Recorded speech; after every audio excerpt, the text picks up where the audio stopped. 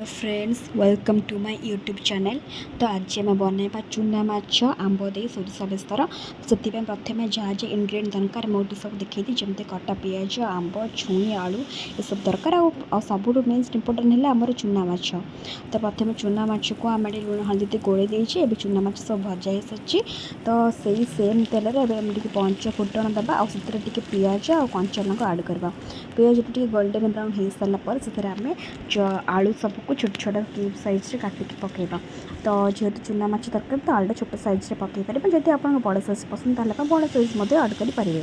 Then ये आम सोरिष बेसर बाटिक रखिए देवा एंड बेसिक मसला जमी लुण हल्दी काश्मीरी लाल मिर्च लंका गुंड धनिया पाउडर ये सब मसला पकई आम गोटे कषा और ये बेसी कषानी कहीं मसला टे पिता लगे। तो अल्प मसला देव कहीं सोरिष मसला तो अल्प अल्प पानी दे कषा। एवं आम मसलाटा अलमोस्ट हो सारापर पानी देके सब छुई पकईदेवा तापर टे आंब पकई सीझा छाड़देवा।